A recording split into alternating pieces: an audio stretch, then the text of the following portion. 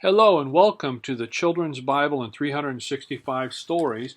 We're going to continue with our story of Abraham's servant sent to Mesopotamia to find a wife for his son Isaac because Abraham wants that wife for Isaac, wants it to be one of his own people, even though he's living in a foreign land with Isaac, and wants Isaac to maintain the blessings from God. So doesn't want Isaac to go back to the land they came from, but to stay where they are.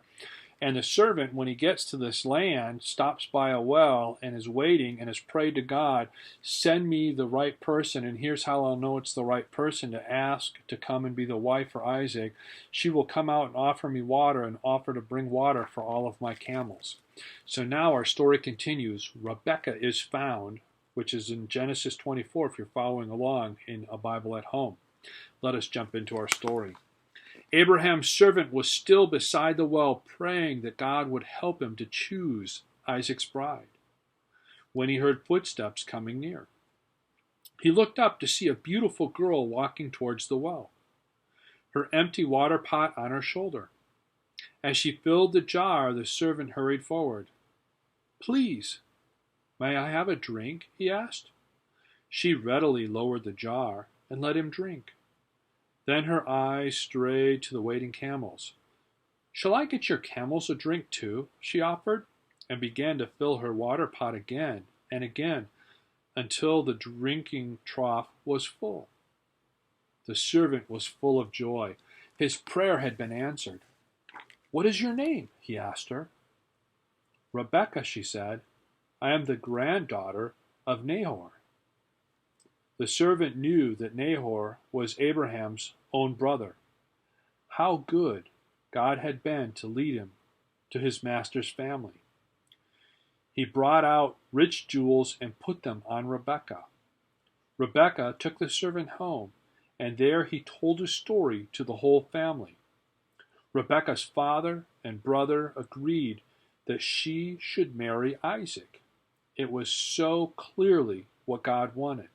And again, understand, the marriages were arranged. It was about family connections, social standing, and it was about property. So they were thinking about marriage very differently than we do today. And it was important that all families agreed to this arrangement and that it would work for the betterment of both families. And part of the process included a thing called a dowry, so there'd be financial gains given to Rebekah's family as she would leave her family and become part of Isaac's and would no longer be able to help out her own family of origin because she's now helping out the family of Isaac and Abraham. And so it was a big deal in how this was all arranged and how all this would be worked out. Let us continue in the story. So next morning, the servant was eager to be off. Nothing that Rebekah's reluctant family could say would persuade him to stay any longer. With many tears and kisses, they all said goodbye to Rebekah. How glad she was that her old childhood nurse would go with her on the long journey to meet a husband she had never seen. When they grew near, Rebekah looked eagerly around. Then she caught sight of someone walking in the fields. At that moment, he too looked up and saw the camels. Quickly, Rebekah slipped down from the camel. "Who is that man?" she asked the servant. "It is my master, Isaac," he replied. The moment Isaac met Rebekah, he loved her, and he gladly made her his wife. Ah, isn't that nice? So as soon as Isaac saw her, he actually loved her. And it was more than just the arrangement of the families. He loved her and was glad to make her his wife.